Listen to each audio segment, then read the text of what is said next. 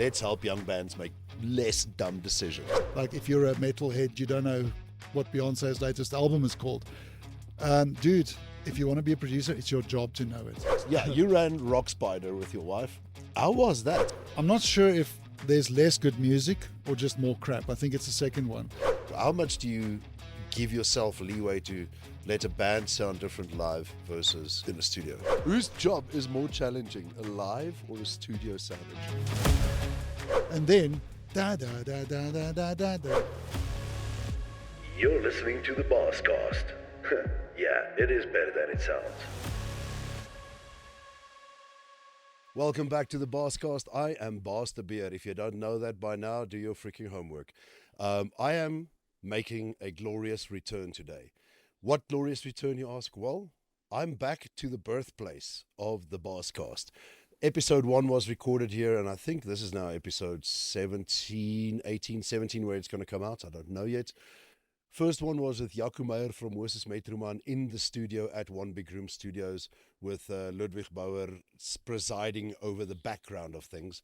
Today, I've got my friend Ludwig in front of the camera with me. Hello, Ludwig. Hey, boss. Good to see you again. Thanks, man. That was just about the most formal bit of the entire chat. Now that's done. But just want to say thanks so much for hosting the first one and now the, let's say, 17th episode of the Baascast. It's always fun doing this kind of stuff, and whether you're in front of the mic or behind it, I think it's also sort of a public service duty kind of a thing to capture all the stuff that you've been capturing. You know, that it's knowledge that goes to waste and tales that are not told if no one films it. Someone has to care enough to listen to these podcasts. So you know what? Whatever you're about to say is going to go into perpetuity for generations to come. Or the internet's going to blow up tomorrow and no one's going to care. No, we'll all get cancelled sooner or later. Listen, so, obviously I want to chat to you because you are, I think, more influential in the music scene in South Africa than a lot of people realize. But also because you have a tremendous heart for upcoming musicians, for those establishing acts, the guys that are going through the journey that you have gone through. But just before we dive into all the nitty-gritties of what you are doing and where we are at and why I want you on here, can you just tell me quickly, who are you and why should people care? Well, I don't think anyone should really care, but not more than anyone else. But Ludwig Bouwer, based in Silverton, Pretoria, owner of One Big Room Studios. I sort of started developing and turning a house and literally a bedroom into a full-blown studio around 2001. My first paid gig was in 1993. Well, first pro gig. I'm not sure how many of you guys were born then, but and that was really cool because it was 1993 and we had a blues rock band with a black singer. So we shocked the world a little bit all around Pretoria, and it was great fun. And then I went on to play in original bands for many years, played a couple of different countries, had a couple of different bands, the Lemmings being my sort of band that I suppose I made my name, if you can call it that. And played even some Afrikaans rock over the years and big festivals and tiny little empty clubs and everything in between. I'm not sure how many people can say they've played in a basement vault of a bank in Sweden, but I have. Okay, that sounds dangerously like a movie plot that needs to happen featuring Matt Damon for some reason. It's very freaky. It's a place called Trebakia. It's a club, but it used to be a bank. So I'm not sure how many South Africans can claim that, but it's quite an interesting gig. Is the place still open? I don't know. I haven't been back there since 2001, I think. But anyway, but yeah. So I've had an interesting career, if not spectacularly famous. It's definitely been a lot of war stories, you know. But any band who tours and any band who gets on a stage has got a lot of good stories to tell at the end of it. So yeah, and then slowly but surely I gravitated towards the technological side of things. I love recording music, and I got into recording my band, and then it became a profession to record other bands. And the studio developed from 2 tiny little bedrooms. We knocked the wall out. It became one bigger room. Hence the name. Yeah. And then it sort of developed into sort of extra rooms and things, but it also became a bit of a metaphor for the fact that we're all connected with music, so it's a bigger picture than just a physical room. We're all in this together. Especially in South Africa, the room is a bit smaller. It's a tiny room, but it's not. I mean, if you look at how far South African music sometimes goes, and we don't give ourselves enough credit, but I think we also don't have enough of a reality check about what it really takes to get somewhere. So it's a journey that we're all on, and we can learn from each other, and we pick up a couple of stories here and there and a few lessons, and we make a lot of mistakes, and hopefully we survive it. Now, your journey has taken you, as you mentioned, on quite an interesting path. Musician, producer, and even at a stage, you ran the legendary Battle of the Band style competition, talent discovery, called now I struck a blank. Well, the weird thing is I'm wearing that T-shirt today. Rockspider, there we go. I'm not going to redo that, just in case someone edits it. No, you get me and all my flaws as it is. Yeah, you ran Rockspider with your wife. Yeah. And how was that? I mean, just to quickly, to those that don't know, Rockspider was just this coolest thing. It was on MK with the program Yip, as you can see on his T-shirt. But it gave us bands like Melktert Commissie, Baascast, of course, FL. And then a lot of guys don't know, but a little band called Eysterkoe, who won one of the Rockspiders, became Spoegwolf. Yeah. And that's kind of nice claim to fame for the competition. But Rockspider was an amazing thing. Beeld newspaper, and particularly a guy called Dirk Jordan, who was the assistant editor of Beeld, approached me halfway through the first year, because the original studio that was supposed to sponsor the winning album pulled out at the last minute or something. And he said, look, it's very late in the game, but if I want to, I can just sort of record the winning album. And it was for a punk band from somewhere in the middle of the Midi Boere somewhere, the band called Pateet. And it was actually a lot of fun. Three Plaasiens playing a Gibson SG or a Les Paul or something and just rocking it out. And it was great fun. And the next year they asked me to be a judge, and sort of it developed.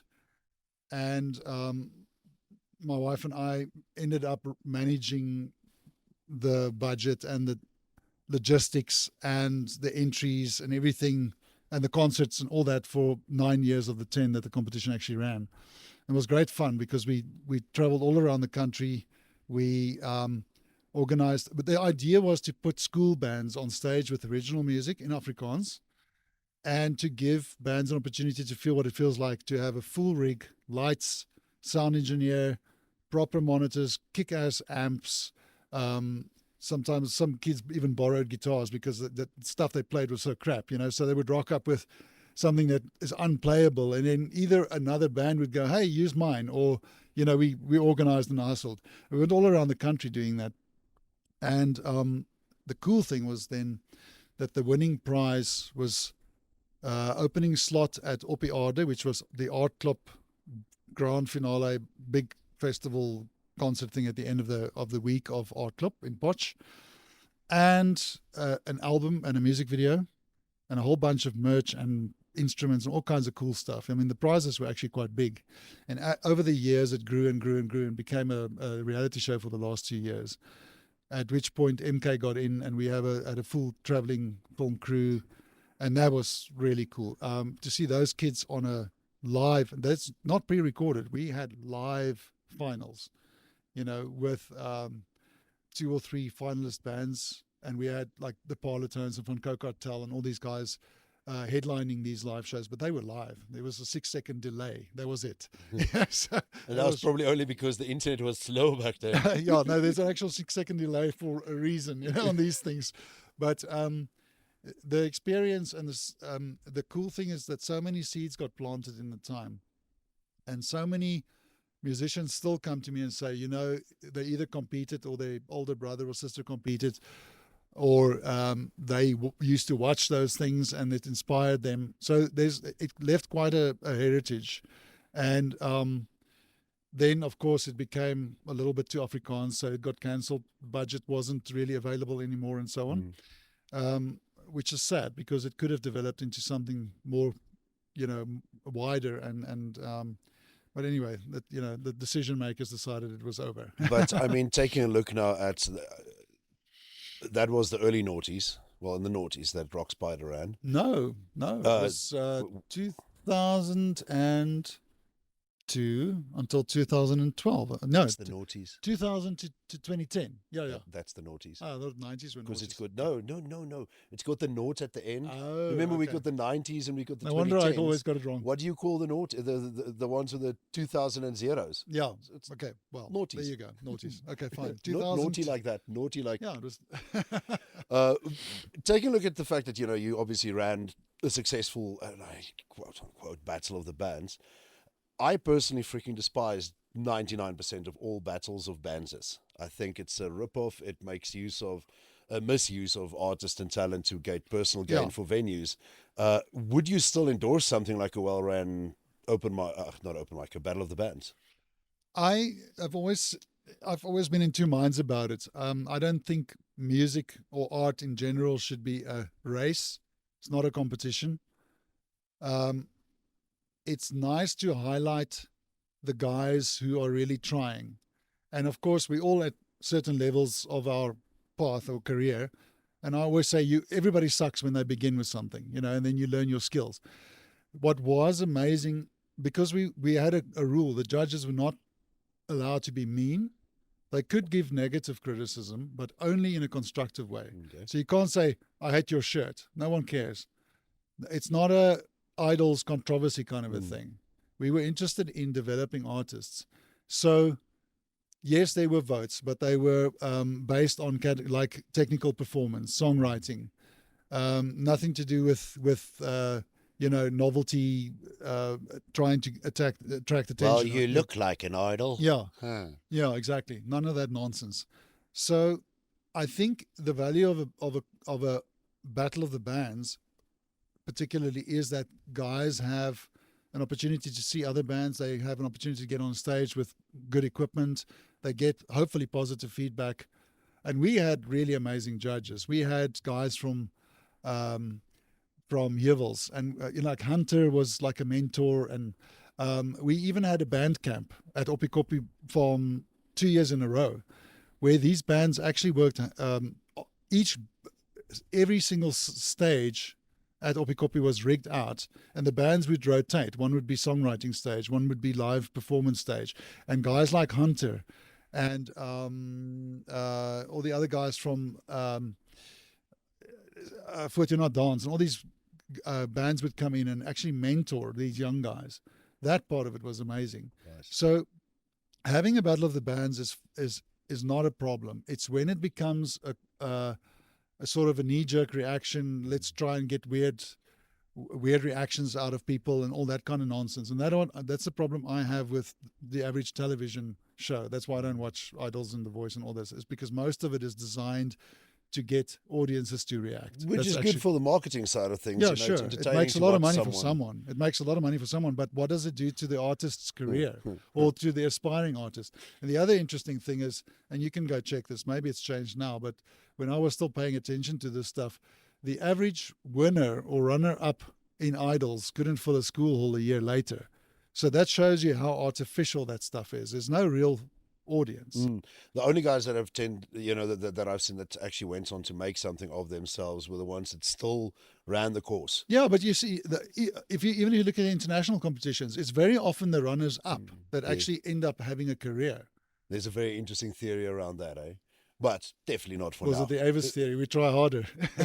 No, actually, because the voters have been voting and supporting your number one guy, the one that was so good the whole time. Yeah. So they give their best performance, and then everyone is like, I've been supporting this guy with my 130 SMSs or whatever they cost now for the last 6 weeks. I'm going to take a break this week because enough people will vote for him. Yeah. Then everyone thinks like that, and then that's why the good guys fall out in the bottom half of the top 10, for instance, or in the before they reach the finals. And that's generally speaking the theory that I've read. Well, it could be. I mean, I just think that's no band. Having played in bands all my life, you earn your loyalty from your audience by getting on a stage and playing a show to 5 people and then 10 people, and then they bring their friends, and so on. It builds and builds and builds, and there's real loyalty and appreciation.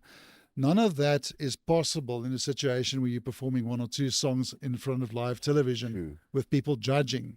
It's not about that. You see, so that's the Yeah. problem with And that stuff. especially, I think one of the most, and people might differ with me on this, but one of the worst things that can happen to a young artist is to actually have that image of the 2 songs, 3 songs, whatever, and during his audition Yeah. time that he's performing, he gets to play with the top session musos in the country, the best vocal trainings, the coaches, everything. And I'm for the training.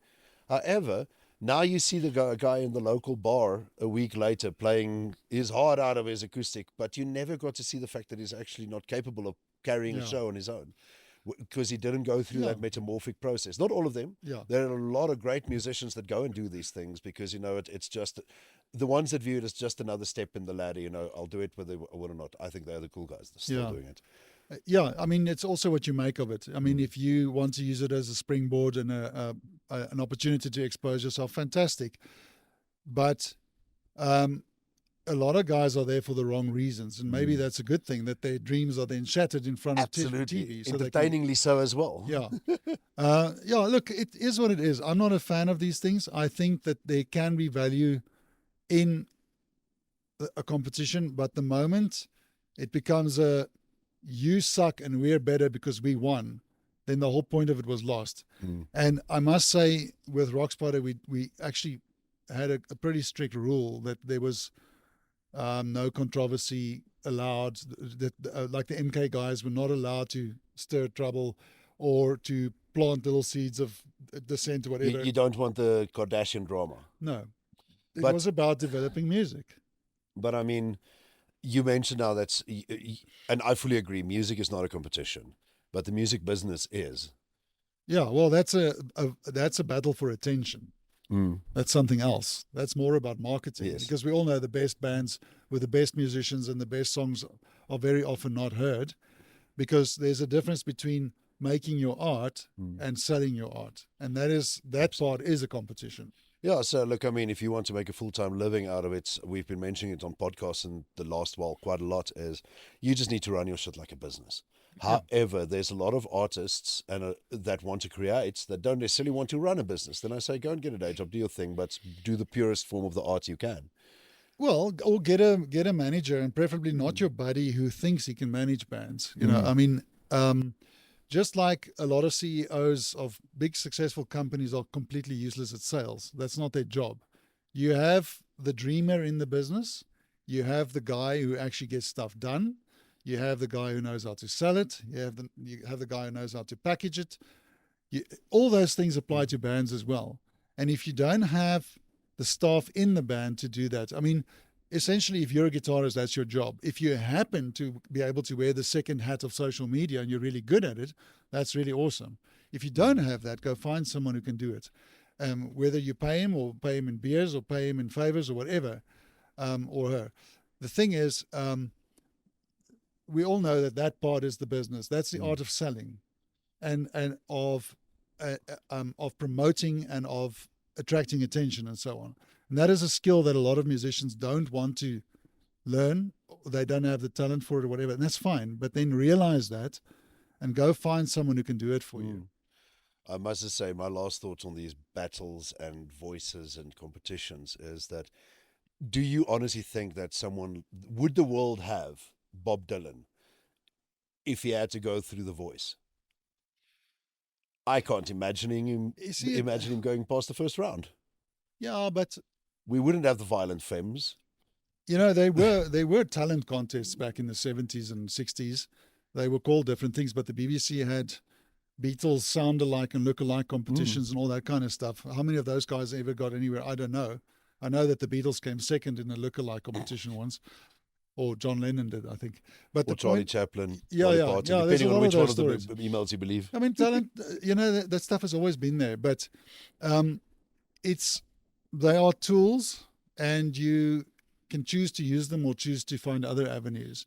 Whether Pink Floyd would, get through the first round of Rockspider, we don't know, because it's a really like a random kind of a thing. But if you look at all those big acts, they all came up the long and hard way. they played shows. And that is why I keep saying to bands, you think it's easier with social media? It's much harder, because now your energy's misdirected. You are doing all this stuff, which, a click may mean something, or a like, or a listen on, or a TikTok view, or whatever, or a reach. But in the end, it's about a band getting on a stage, or a solo artist getting on a stage and playing to an audience and making a connection, and the audience feeling it so much that they have to walk out of there and tell other people about it. And if you can't do that, then you're not going to have a long career, that's for sure, and not a solid, reliable one. So essentially, what I'm hearing is that, you still place the live performance above all else when it comes to a musician. Yeah, but I mean, I'm old school, I also know how to mic up a drum kit, I just think, and I mean, art, if you've walked into an art gallery, okay, that's a good example. So you see a Rembrandt in a book. It's a printed thing. It looks quite nice. And then you walk into the National Art Gallery in London and you see a real Rembrandt. There's no comparison to the experience. There is something that happens when you're actually standing in front of the real thing. And it is the same with, now the whole controversy with AI. AI can do a lot. It's a hell of a nice tool. But there is still a difference between the emotional reaction that I get from looking at a painting that an artist painted and some kind of a generated thing that's very impressive, but it lacks one thing, and that is that little X factor called communication. Because AI cannot think, therefore it cannot generate an original thought. It can't have a communication with you. Yet. Yeah, well, maybe it will. But remember, if you believe in anything spiritual, then AI is going to fall out of the bus sooner or later. There will be a point that it can't cross. The singularity is coming, I believe, but is it a spiritual one? I don't know.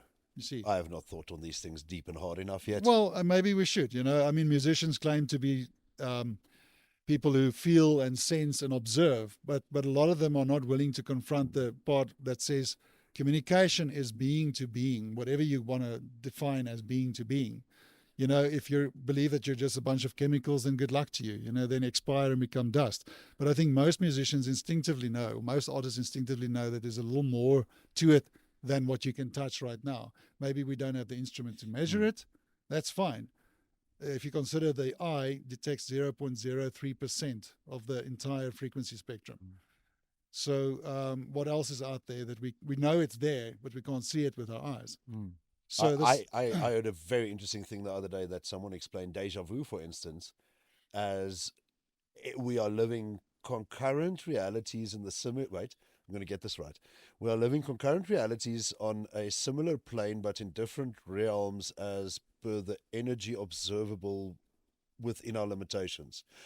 Something like that. Basically meaning that there's a version of you missioning about on this planet that we can't observe, can't touch, feel, see, or smell, or whatever, because it's in a different spectrum of energy. Now, on that is all I can say about that. I have no knowledge of anything of that further. I think it's quite possible. So they say when you get déjà vu, it's someone that had this, you that had the same experience, but just a little glitch further in the universe because the timings don't correlate. Well, if you consider that time doesn't actually exist, it's actually a manufactured concept. And everything is a static. It's basically sitting, all the experiences of your life is basically sitting there, and we're just observing it spread out across time. You get into all that stuff, which bends my brain completely. But the point of it is that it could be that you've just re-experiencing something you experienced a minute ago, and because time doesn't exist, it's whatever. Well, the most fun thing I have to say about the most logical thing that I heard about déjà vu is that they said it's simply your brain put certain things in your long-term memory, certain things in your short-term memory, and when déjà vu happens, it might be that your brain just puts something for a long-term memory inside your short-term, or sorry, other way around. Your short-term memory, so you see something, I see a light switch there. I don't need to remember that 5 seconds from now, so it goes into my short-term, gone. However, now it's suddenly in my long term, and the long term is then recognized as, oh, I recognize this from a long time ago. So it has happened already, but that happens instantly. Well, Who yeah, knows? I mean, that's also possible. I mean, the first person to prove it either way is probably going to be really famous or cancelled. or he already did, but he only thinks he did. He can't remember if he did. It feels familiar, though. Listen, I want to get to your production side of things, right? Way to segue clumsily into a different bit. But with your love for and your appreciation of the live music parts, how does that then translate into you being a studio producer? And specifically, I mean, I assume you want to keep as much of the live feel into the music, but where do you position a studio produced album then between, let's say, live performances, home recordings, online stints? Where in the industry is the place for proper live recordings now? I mean, it's a recording, right? You're capturing the record of what the artist wants to do at that point and is capable of doing, and it's a timestamp in a way. Making whether it's a single or an album, I mean, it also depends on the genre. Some guys want to put out little pop ditties, once every 3 months. Some guys want to do a body of work of 10 or 12 songs. And normally I find the sort of, when I say live musicians, I mean guys who play, drums and guitars and stuff, and they're not necessarily that interested in electronic music, or not interested in stuff like Ableton and Fruity Loops and all that. The guys who want to play instruments are normally more interested in the body of work, like an album, that captures a moment in their career or in their life. And then the poppy guys tend to want to focus more on one song at a time, make a video, get it out, and so on. And also, a live musician can go out and play, where someone we have a fly in the studio, that's wonderful. A live musician can go out and play an album, where someone who's sitting in their bedrooms with Ableton or something, what are they going to do? That's always what my question to them is. Okay, you've got a nice little song on TikTok and YouTube, but it's all programmed, and even your voice is probably not that recognizable at the end of the production. It's fun to do that stuff. It's a hell of a lot of fun turning knobs. I love messing with sounds and crunching. You love playing with your knobs. I love playing with my knobs. You can also play with my knobs. We can go over there, out of camera shot, Stop it. And it's fun to do that stuff. But in the end, I'm always, from a musician's point of view, going, okay, so you have this. What are you going to do with this? So you're going to just end up being a TikTok artist or a YouTube artist. Who's going to book you to play with a backtrack? Then you're going to end up playing tiny little venues all the time. Fine if you want to do that. If you have 1 or 2 or 3 or 4 musicians in a band, doesn't matter what they play, but immediately it becomes a bit more of a game of, okay, let's go out, put this thing on a stage somewhere and have some fun with it. So, where the stuff fits in also depends on where the artist is at or where the artist wants to go. And I think, as much as a lot of guys don't want to perform live anymore, that's probably just because they're a little bit scared. And now there's this, everybody was forced to perform live before. Now you have sort of an opportunity to get away without doing it by becoming this internet artist. But let's face it, it's actually a hell of a lot harder becoming an internet sensation than getting a good audience reaction in front of a bunch of real people having drinks in their hands. No, I think, the new stage, as I like to call it, that was given to artists online is a different experience. I see it as potentially fulfilling, definitely possibly monetarily feasible, but man, you just don't get the same adrenaline rush you do. But that's the thing, is when you're playing a live there's a audience. massive part of the new music generation who have never been on stage. I mean, I literally have clients who've never been on stage, and they are very scared of doing that. And I mean, when I got on stage the first time, I mean, it was so scary I couldn't remember the gig afterwards, but we didn't have a choice. Yeah. And eventually you fall in love with the process, and it becomes the greatest moments of your life is being on that stage and finishing a song and getting some real acknowledgement for what you've done and having fun with your buddies on, the band and the audience. And it becomes a big fat family in a way. And there are literally musicians who deny themselves that experience because they think it's too much trouble to put together a band or, whether it's a duo or trio or something. I think a lot of it comes from the fact that everyone now suddenly believes that just because I make art, I need to make the most money I can out of it. Yeah, Therefore, if you take a logical decision, am I going to be putting myself, now this is online perception, I think, is I can put myself into a growth process by playing on stages and getting to do bands, and I have to actually practice my instrument, or I can, sit in my room, practice my skills, make good music and put it online. I think both are valid. However, I think there's a massive loss of experience, and not only just, experience as a musician, but experience as a human being that you miss out on as a musician if you only play online. That is exactly my point. It's like I've said this to so many people in my life. Until you've actually been on a stage, there is no way to describe that feeling. You've been on stage, I've been on stage. We've played to big audiences in our different capacities. There's something that happens that is intangible, but the most real feeling you can actually have.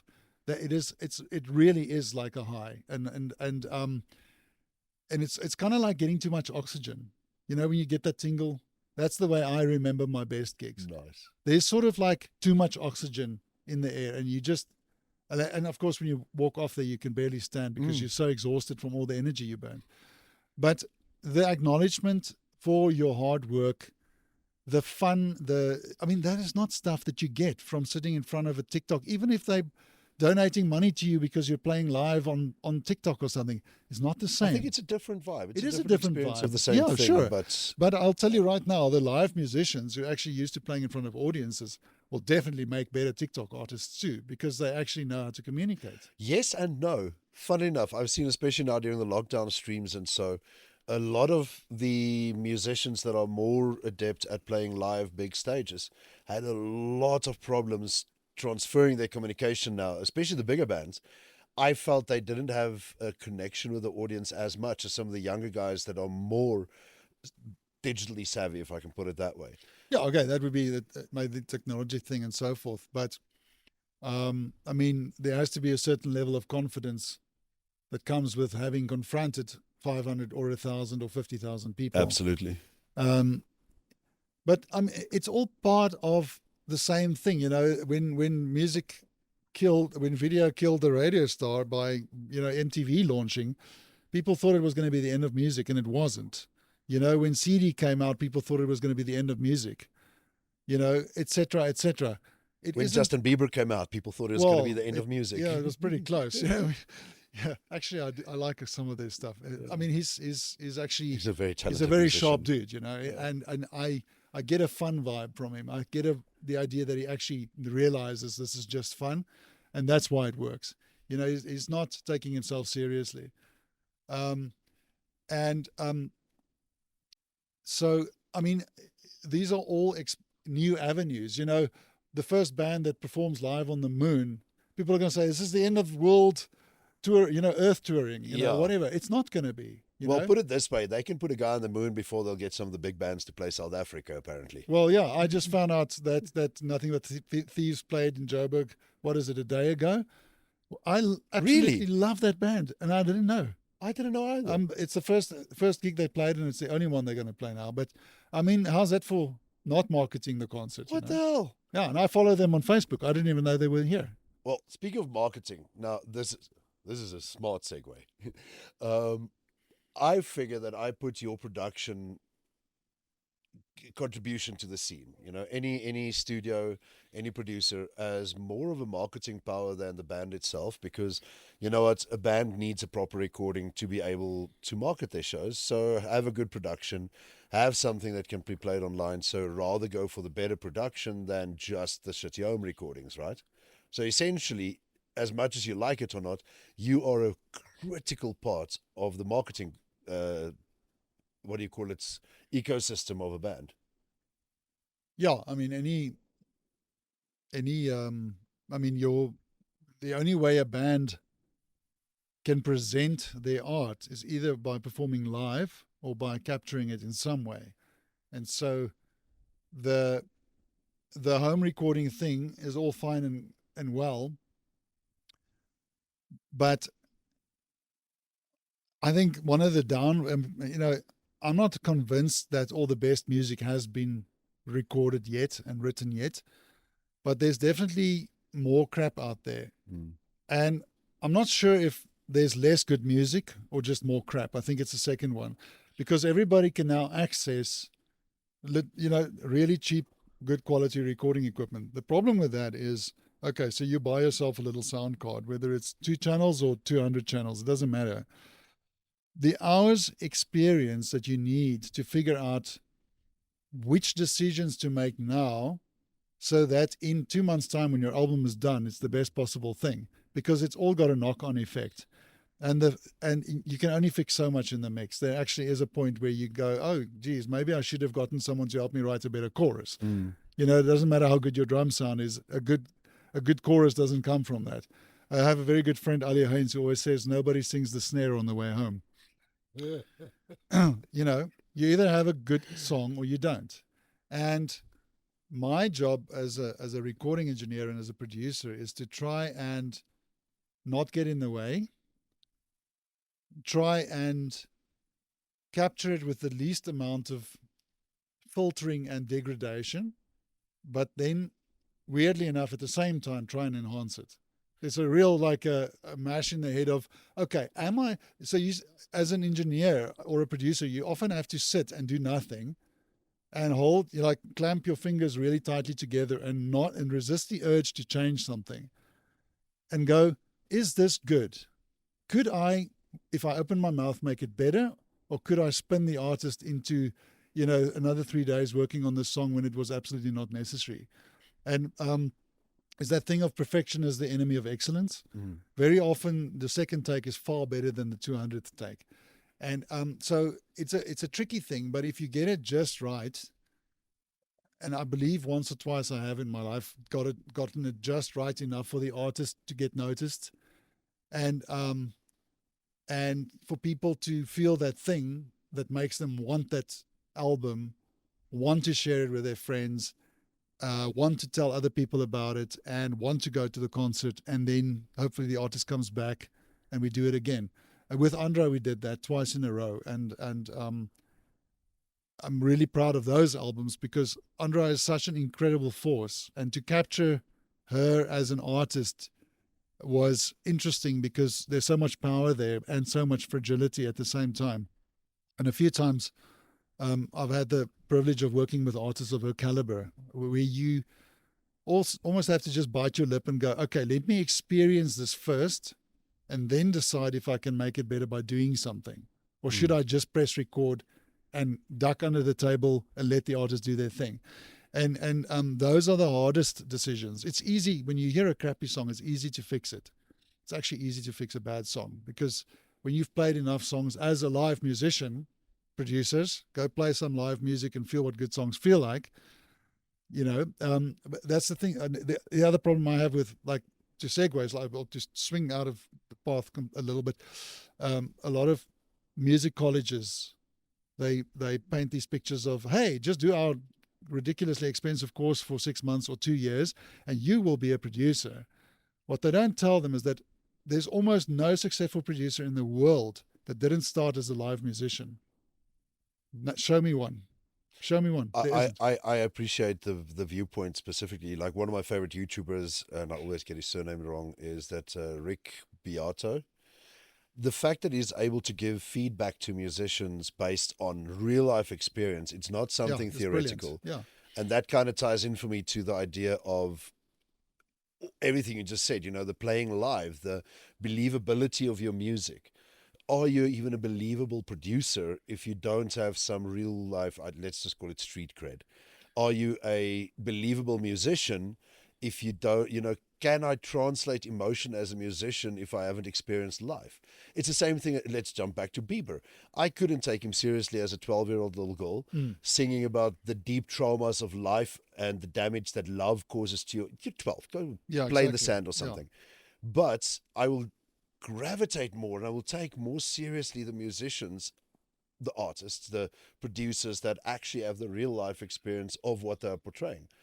I am never going to believe that you can write something as brutally broken and honest as Nine Inch Nails Hurt if you haven't experienced life before. And you will not be able to put that into a studio session and get the feeling out of it if you as a producer have not lived.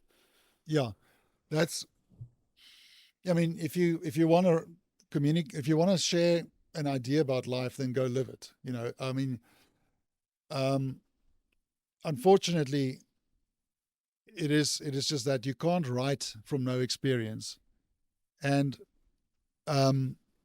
if you want to write about drugs, then I suppose you have to go do some. If you want to write about sex, drugs, and rock and roll, then go and experience some. If you want to write about walking in a field and picking daisies, then freaking do it, so you actually get the idea of what it feels like to do that. And that's the same reason some actors are not believable. I'm not saying method acting is the only way to go, but if you don't have some experience, what are you going to draw on? Unless you have the world's greatest imagination, and even then, you can only imagine to some degree what you've already experienced. You know, you build on your experiences when you imagine. So anyway, I think that, and I've been asked to talk at music colleges and things once or twice. And that's the thing I always hammer on, and then the lecturers get quite upset because they don't want to address that fact, is that most of the students who start these engineering courses can't even play one instrument properly or at all. And they also don't know across genres anything about, like, if you're a metalhead, you don't know what Beyonce's latest album is called. Dude, if you want to be a producer, it's your job to know it. You know, it doesn't even, I mean, it doesn't matter if you enjoy it, but you have to at least know what's going on there. I've got a theory, and please let me know what you think of this. And I've been saying this for years to people, so please, God, make it tell me it was a smart thing to say. But I believe if you're a rock band, right, get a rock producer or a rock recorder producer to record you, but get a pop guy to master you if you want to be relevant on a radio, for instance. Or if you're a pop artist and you want to stand out, record your poppy things in the right way, because a pop producer knows how to record your things, but get a rock guy to mix it for you. Something just a bit different than just having a pop guy record a pop person in a pop way, produce a pop song. Yeah, I suppose it's the mix and match option. I mean, you can do that, or you can get the real virtuosos in that field. If you want to, do the ultimate metal album, then get the ultimate metal guys to work on it.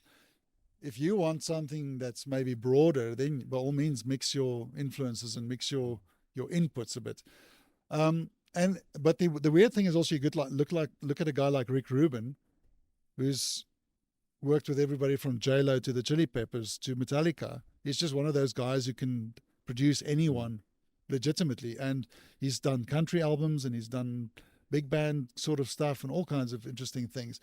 And some guys are good at one genre, and some guys are good at many different ones. And it's the same with musicians, I suppose, you know. Well, there you have Mud Lang, from Shania Twain and Nickelback to AC/DC, if I'm not mistaken. Yeah, but if you really listen to that stuff, it's all kind of the same. Mud Langer has a sound. The band loses their sound as he works with them.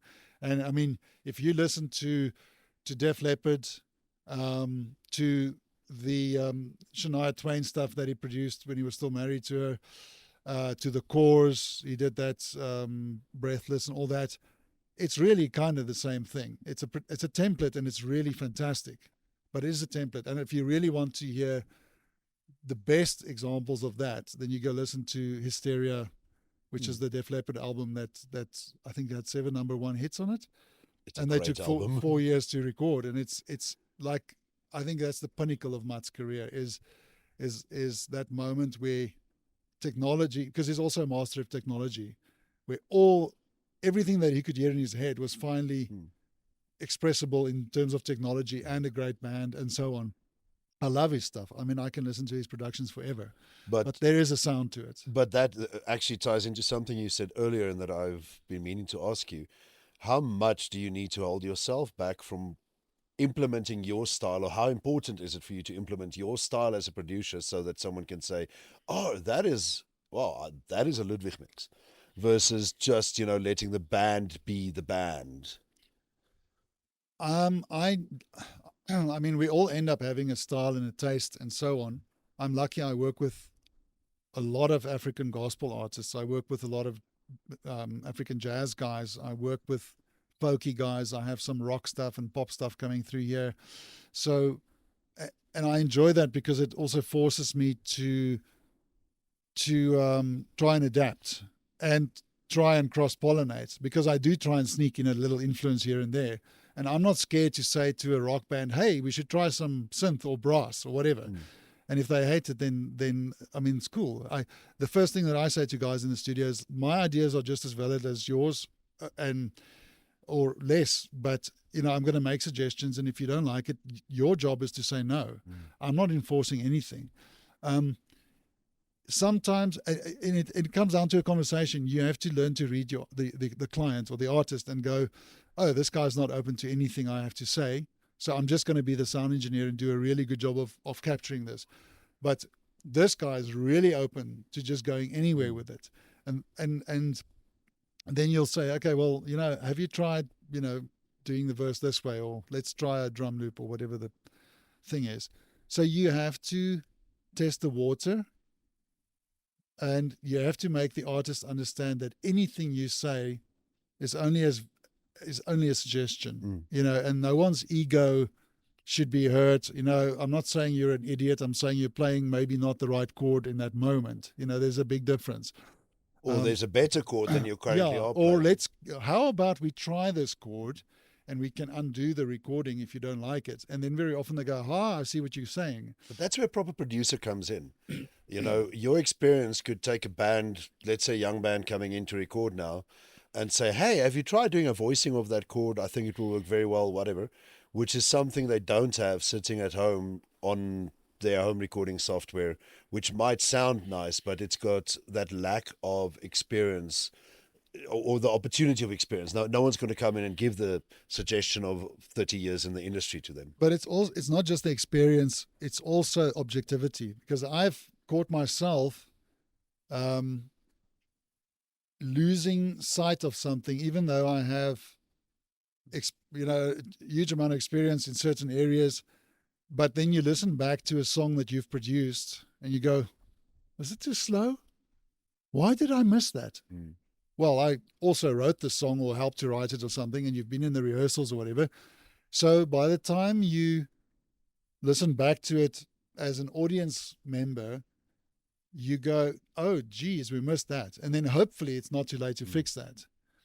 But there have been moments where you listen back to a printed CD and you go, sure, okay, maybe we should have done it that way. That is, I'm sorry, there's no producer in the world that gets it right all the time. And there's no band these days, especially. The guys produce stuff without getting any external input sometimes. A lot of bands record their albums in their drum room, in their band rooms or in their bedrooms. There's nothing wrong with that, but you have to get enough trusted opinions. Not your mom saying, oh yeah, that's I like. Yeah, but also not the critic who sits at the bar all night and says, I could have done it better. You need people who actually care about your music, but have some kind of legitimate. That's why, I have one or two guys that I really trust that I'll send a mix to. Say, hey, dude, just listen to this. And they know they've got license to say anything. And very often they'll pick something up that I'm so used to because I've been working on the album for so long. They go, shouldn't you do X, Y, Z? And I go, I'll try it. And sometimes that requires convincing the artist to re-record a vocal or something. But, it might make it better, or it might give us another way that it won't work. The old Edison approach of, okay, he did 1,000 experiments to get the globe to work. Yes, he also stole the filament idea from someone else, but that's another story. But, a reporter said to him, okay, so very facetiously, I believe you took 1,000 experiments to get this globe to work. And he said, yeah, but now I have 1,000 ways that I know it won't, So there is that learning, the sort of the art of learning from your mistakes, and that's probably the best part of learning, is you start eliminating stuff that you really know isn't going to work. And so you end up working faster the more experience you have, because you can eliminate obvious stuff. So, yeah, anyway. That comes in handy in a studio environment, I believe. But I've got a question when it comes to live versus studio. What's the word that I'm looking for? Enthused about the quality and the value of live music, even over recordings. But one thing that's frustrating me a little bit nowadays, well, I say nowadays, it's always been like that, I think. Studio productions that produce a song to the extent that it doesn't sound like the live version that the band is able to play. Yeah. I mean, I'm all for, sure, put a string section here and there on your slow little love ballad. And I'm open to the idea that you can even play that as a track while your band's busy playing. But if your entire show sounds different because of from your album, where do you stand on that? Like, how much do you give yourself leeway to let a band sound different live versus in a studio? Yeah, that's always a difficult one, because sometimes someone comes up with something really brilliant, and it happens to be an instrument that no one in the band plays. So what I always say to the guys is, okay, this is a cool riff, but who's going to play it live? And I make them think about it before we commit to it, so that they knowingly go into the situation. So you don't end up with an album where no one can play any of the stuff and it ends up being all backtracks. So you say even if there is a riff by a banjo, how are you going to make up for it? You Yeah. don't have a banjo player. Are you going to put that on your piano? Are you going to Yeah, put that exactly. through the lead guitar? Yeah. Or, Same hook line. if you want to add a whole bunch of sort of underlying string pads and stuff, no one's going to miss that live, in my opinion, if the band is good enough. If a band is playing tightly and the sound is nice and full and everything's well arranged, then you won't miss that little bit of detail that's not there. And everybody knows the album is slightly different. There's a sort of a paranoia these days where artists feel like now they have to play with backtracks because, someone's going to miss the percussion. If your show is good, no one's going to miss that stuff. And if your drummer is good, you can add a little shaker there and there. But you have to consciously make those decisions. And I say that to the artists when we do these things. It's like, are you going to be worried about this when you play this live? Oh, no, we don't care. Okay, cool. Carry on. Okay. Or, okay, it's a nice melody, but maybe your lead guitarist should do it so that you have the, it playable on stage. If it's a key hook, Yeah. then you have to think about it. Because then that's the same way that an artist will, or a band will get their album and then they have to go and learn the parts. And my suggestion is always, okay, go and, because now you've got, a 10 or 20 tracks of guitars on an album, and different instruments are playing different things, or different types of guitars are playing different hooks. Now the guitarist has to sit and distill all that down into one thing that he can play. So obviously, learn the hooks. That's what people want to hear. If they're not hearing that third rhythm guitar in a weird tuning, But if you're not playing the melody in the chorus or the hook, that's a problem. So the guitarist and all the musicians then have to relearn the music when they finally have a final mix. And everybody's got that problem. I know for a fact that even the big country bands overseas now, and they're all, live musicians. A lot of them are running tracks because they've just, the door's open to it. I can't put 7 guitars on stage with my mini touring band. Yeah, it's but also I can too put expensive. 7 guitars per speaker in the recording. You can't take a string section along to play on 2 songs. It doesn't work. So now decide whether you want the strings and play with a backtrack. And when Queen did Bohemian Rhapsody live, the whole Scaramouche section, they would go off stage. That played off a tape. And everybody knew it was a backtrack. Okay. And Queen refused to be on stage with the backtrack. Yeah. So they would leave the stage. And then, da da da da da da da da. That was when the band came in again. And everybody knew it, and it was a light show. And so they wouldn't be on. They refused to be. Yet it was incorporated in the show, but they didn't want people to think it's them doing it live. Yeah, and of course it's impossible to do that stuff live. Hey, Freddie Mercury can do anything in my books. Well, dude, I mean, anyone still asks me who's the greatest singer of all time, it's Freddie Mercury. And I really believe that. I mean, he was the most versatile rock singer ever, you know. And even the greatest guys struggle to hold a candle to him, you know, with George Michael, who probably did some of the best Queen covers in the tribute shows, and then Gary Sharon from Extreme, who really pulled it, and then Adam Lambert. Even them, they can do it, but not quite. It's the teeth, man. I tell you, it's the teeth. And the nose. And the moustache, of course. Yeah. Listen, I want to ask you now. So, seeing as you've been so well invested in local band development, I'm going to ask you a couple of things that I want to label in this podcast under the tag, let's help young bands make less dumb decisions. Okay. Good luck with that. So I want to start off with, let's say you are a young band. You know, you're about to head out for your first recording. You have saved up. You want to do 4 songs, right? You know, a small EP, release one every couple of months. I'm for that. But what are the warning signs that a band should be looking out for to make sure they don't choose a shitty producer? Sure. Okay, I mean, obviously, go look at. There's a couple of thought processes on this. Firstly, go look at other bands that sound sort of in a similar genre to you. Go listen to the recordings and see if you like it. See who recorded it, see who produced it. It may be the same person, it may not be, you know, it depends on. And then go talk to that guy. You know, I always say to a guy, I get, you know, inquiries all the time. And I say, come and have a coffee. You know, if it's someone who just wants to record a project and they know exactly what they want, there's no need for a coffee. Book the time, let's do it. If it's a band with original music who wants to sort of develop a sound and they need guidance and they're new to the game, I say, come and talk to me.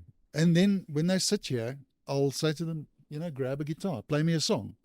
I want to get a feel for where they're coming from. I want to get a feel for whether I can relate to it. And I'll always ask them, what music do you listen to? And before you know it, it's a 2-hour meeting and we're sharing YouTube videos of and I'll show them some like older artists that I was into and so on. And very often they'll mention someone and I'll say, but did you know that band was inspired by, you know, 20 years ago? And I'll play them something else. So the thing is to find someone who speaks your language and also who's got some proof of pudding in terms of recordings they've actually done that sounds nice and sounds the way you want them to sound. Having said that, you don't want to be a copycat. So it doesn't help that if you walk into a studio and you say to a guy, play me some of the stuff you've produced, try and remember that nothing he plays is going to sound exactly the way your band sounds. So what you need to listen for is, does this guy know what he's doing? Is it well recorded? Is it well mixed? Has it got some form of success, whether it's commercial or a cult following kind of a success?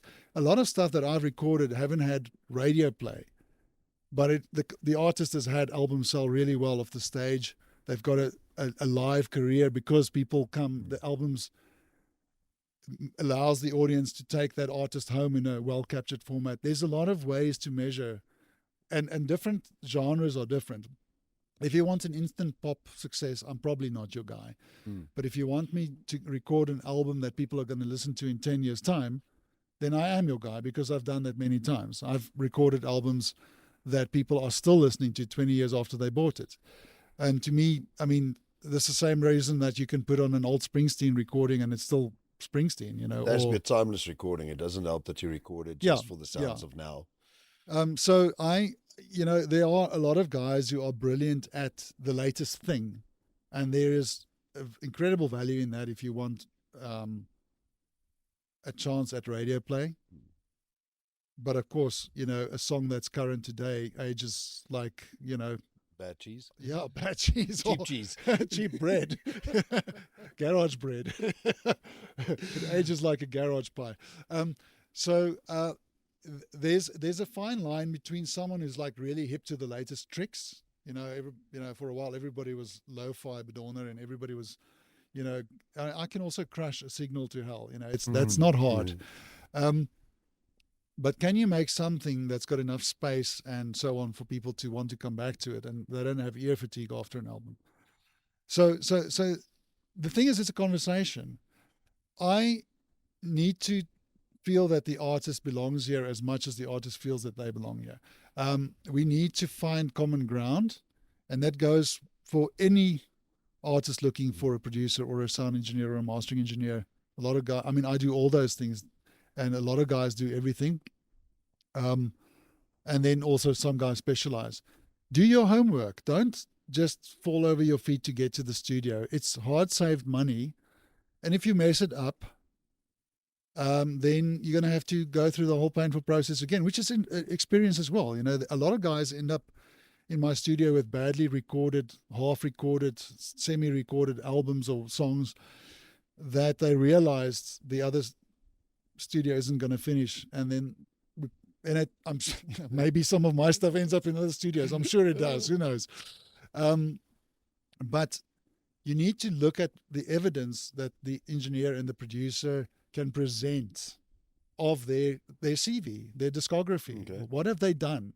See what they did so you can see what they can do for you. Yeah, basically. And also go look at how far did that artist go with that project, with that album? Did it put the artist on the next level? Did you get the radio play on the stations that you want to get radio play on? Exactly. For instance. Yeah. So that kind of stuff, No, but trust your ears and trust your gut feel, and also be open to go and work with someone who's not 100%. If you want to take a chance, go and find a pop producer to work on your metal album. Things like you said earlier. But do your homework. Most engineers and producers are happy to have a meeting, and if they're not, they're pricks. How will you know if a producer is a chancer in the sense of, let's say, your upcoming band, right? You don't have the budget to go to the guy that charges $25K a song. You've got the budget to pay $25K for your EP. Yeah. So obviously, how do you then say, what are the most important things? I would say then, look, non-negotiable aspects that my producer needs to have. Listen to the recordings. That's the evidence of the guy. Whether he records his entire album in a toilet or whether he does it in $1 million studio, the evidence is in what the guy can play you or what your buddy's band sounds like when they come out of that guy's studio. Okay. So that's all comes down to listen to the guy and what he can do. The proof is in the playback. Some of the nicest guys I've ever met can't record bands very well, but they're great at pop music, programming stuff. Okay. My strength is very much more in capturing real instruments and stuff. So, someone comes to me and says, I want a Jacaranda treffer. I'm going to say, well, let's have some fun. But if you really want like a surefire thing, then I can give you 3 or 4 names. It's going to cost you a fortune, and there's no guarantee that Jacaranda will play it. But you've got a better chance if you go to that guy. Okay, that makes sense. Yeah. Now, Ludwig, I've got a section of this Baascast that I want to title Your Personal Therapy Time. Okay. So, ladies and gentlemen, boys and girls, buckle up because this is going to get substantially more personal. Now, all that I want to say is, in a world, you must have had experiences with bands coming in so ill-prepared or just not knowing what from their side to expect for studio time and so forth. And I know for a fact there must be things that you have wanted to say to bands before. Luister, get your head out of your ass, whatever. I don't know. Yeah. Let's get constructive regarding that. And if you can tell all the aspiring bands listening to this podcast right now, or the artist that wants to do his first recording, what would you say are the best tips to be ready for your studio time? Like, let's say top 3 tips for studio success. You mean other than go play live gigs before you record? Yes. Okay, well, I think that's a very valid thing. Play the shit out of your song live first, 100 shows, and then come record. Go gig for 2 years and then be ready to record. I think a lot of bands, because everything is like instant gratification, a lot of guys want to record long before the band is gelled. and again, whether you're a solo artist or whether you're a 5-piece or a 10-piece band, there's a certain amount of time spent in your rehearsal room and on stage where chemistry develops and where you become super aware of the song. It's the same as an F1 driver who shaves a quarter second off a lap, or even less, and he's very impressed with himself because his awareness level is so high now. Whereas when you barely can drive a car, if you can get around the track, then you're happy. If you can get around the track, 2 minutes faster, then you'll be super happy. So there's an awareness level that comes with gigging and with rehearsing and with writing that can't be substituted, no matter how quickly your friend's band is going, skyrocketing up the viral charts or whatever. You have to cover the same distance, whether you do it in a year or a week or a month or whatever. So there's no substitute for playing live and having some kind of a real interaction experience. So that was tip number 1, play your songs live. Play as much as you can. Yeah, you don't want to play the songs to death, but it's not about playing that song. It's about playing. It's about spending time together, because that's a chemistry that can't be manufactured. And when you have a whole bunch of session musicians, even if they're very seasoned, even they will take a while to gel, So there's a gelling time, which can't. It's the same as a sports team. How long does it take for a sports team to read each other, in those subtle ways that makes a difference to the performance? It's the same thing. Great. Tip 1, play live together. As much as you can. As much as you can before recording. Then write some good songs and don't be precious. If you want to record 5 songs, don't write 5 songs. Write 50. Because 1 5 or 5 0? 50, 50. I'm with you on that. Or 500. I'm a huge Springsteen fan. I'm a huge Tom Petty fan. I'm, sort of American rock is definitely one of the genres I enjoy. If you go look at how many songs those guys write for albums or used to write, Springsteen famously wrote about 80 songs per album. And then they would record about 50 up to a sort of a demo level. And then they would shortlist them and finish them. And there's no substitute for writing, because again, it's an awareness level thing. The more you do something, the better you get at it. It's the 10,000 hours, or in an artist's case, probably the 100,000 hour rule, is you can't, unless you're an absolute natural. But then again, some guys write one brilliant song and they can't repeat it because there's some sort of an idea of scarcity. There's no scarcity. There's as many ideas as there are people and things in the world. I can write 5 songs about your shirt right now, because there's a giraffe, there's black and green and just black, and jeans and tackies. There's songs in there. There's a copper bangle. You can write a song about it. Okay? So there's no shortage of ideas. Go write a lot of songs. And some of them will be rubbish, and be willing to throw them all out and start again. But it's the writing muscle that needs to practice. Okay. And when you have a good song, you'll know it. You'll really know it, because you'll be able to compare it to the 100 bad ones. That's true. So we've got play together. Make sure that you've got good music written. I want to add on to that. There's no shame in having a songwriter.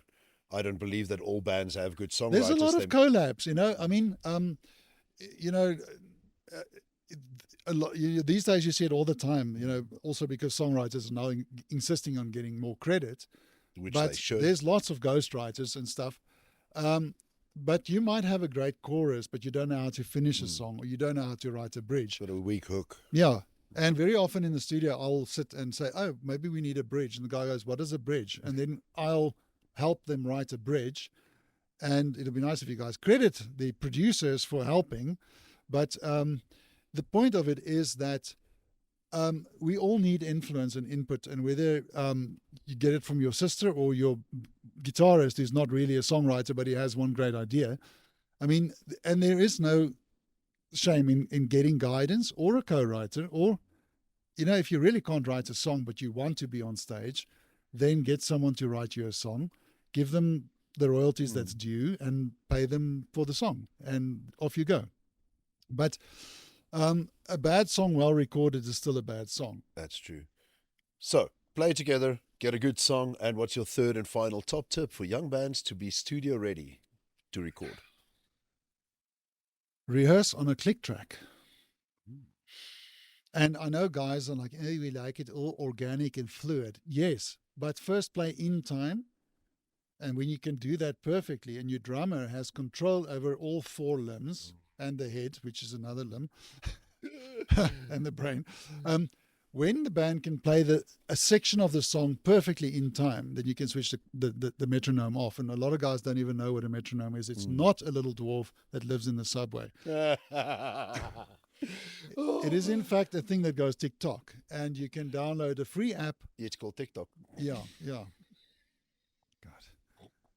It's like calling a Zoom meeting, with a Zoom recorder in your hand. Oh, that's big niche humor.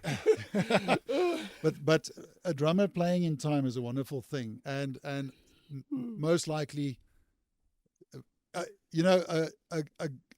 average band with a great drummer is a good band. An average band with a bad drummer is a terrible band, and unfortunately, that is just how it is. I say the same about vocals.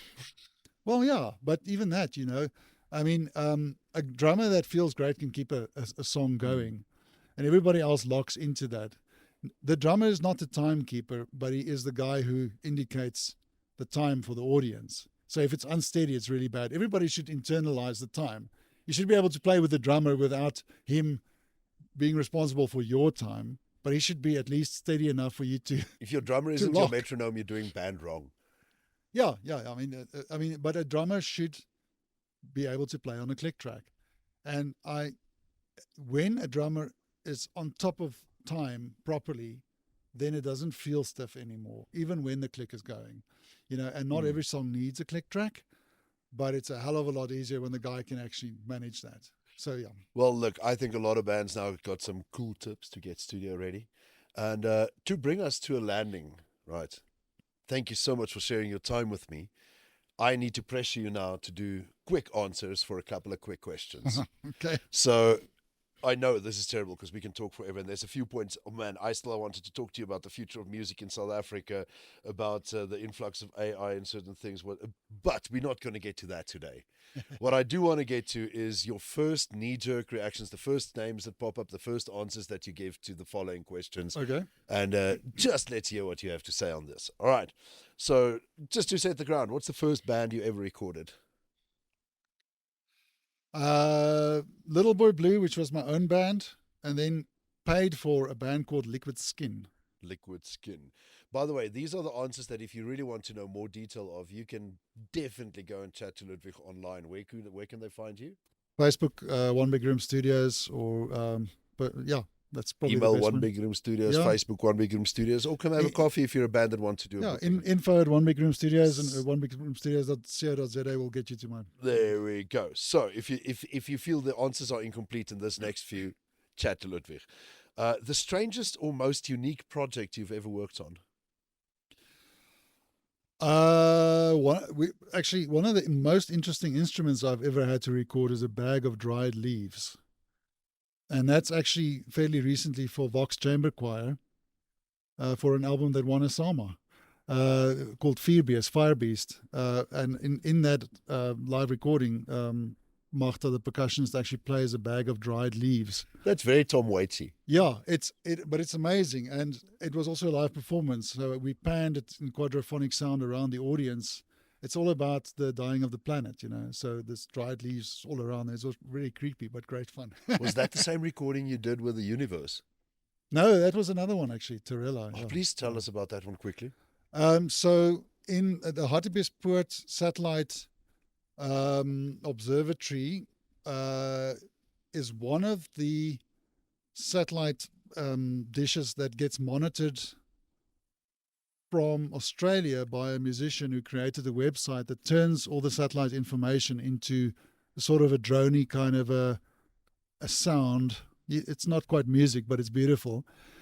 And then Vox Chamber Choir performed while we streamed this live through the PA system, all in tune, of course, because it's an actual pitched conversion from the satellite data. So they did this whole thing called Terella, which is absolutely amazing. It's one of the I love working with Vox because Franco Prinsloo is one of the most creative musicians in the genius. Well, that brings me to the next question. What's the most challenging style or genre that you've ever produced? produced.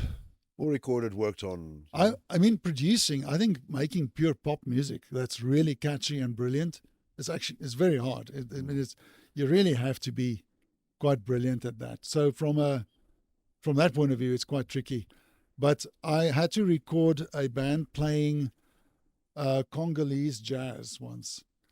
And I mean, honestly, I don't think they were very good. But honestly, half the time I wasn't sure if they were making mistakes. And then I sort of spoke to Peter Jamo, who's from the DRC and he's a phenomenal drummer. He's Dr. Toomey's drummer. And I said to him, dude, is this stuff real? He says, yeah, it is. It's one of the most complicated genres in the world.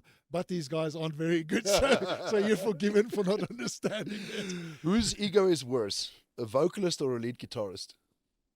I think it's about 50-50. Jokes aside, pun intended, who faces more flack than deserved? You know, bassists or drummers?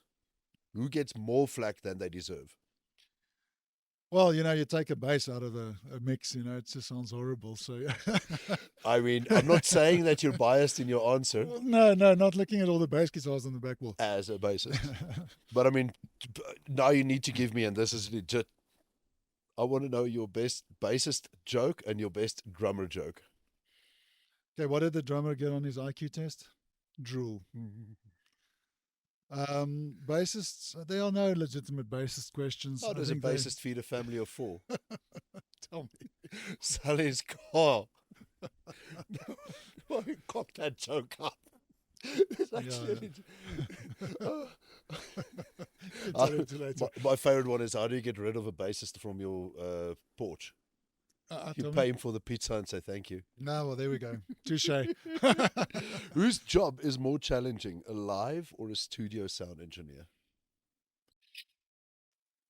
Very different disciplines. I have tremendous respect for live engineers because, you know, that old saying, it's like riding a bicycle and your hair is on fire and you're going over a cliff. And then the old Tanya is still looking at you because her daughter's flute solo isn't loud enough, you know. A studio engineer, I like live because it keeps you on your toes, and I like doing the odd live mix still. I can't do it all the time because of you got to protect your ears. But in the studio, you can get quite lazy. So the challenge in the studio is to stay on top of it and not fall into a comfort zone. And then live, the adrenaline rush of it. I mean, the only thing with live is you don't have the luxury of paying so much attention to everything. Okay. It is more of a fight fires on all sides and come out the end, you know, hopefully with not too many people upset with you. Last but not least, I need to know from you, South African act that you would still love to record. Well, I would have loved to record the Bones. Yo. But, you know, and I mean, Kobus came to see me a couple of times and for a solo project, and that never happened. That would have been amazing. There's some amazing artists in this country, and I think there's some exciting young guys. You know, I hear a lot of young guys are getting into classical music, and I think there's going to be sort of a moment where all that stuff comes together, and there's going to be a whole generation of new musicians with brilliant new ideas and coming together, you know, sort of in a cross-pollination of stuff. That is so you. The act that you still want to record is the one that doesn't exist yet, probably. I love that. Ludwig, thanks so much for giving us insight into the studio vibe, into your life. And well done on the podcast. I think you're doing a good thing for music here. Oh, thanks, man. As I said, birthplace of the podcast happened here, right here on this very chair. And thanks that I could continue it here. Have a good one. Awesome. Likewise. Cheers, man. Fantastic. This was fun. Thank you for listening to this Baascast, and thank you so much Audio Torch for sponsoring the camera gear.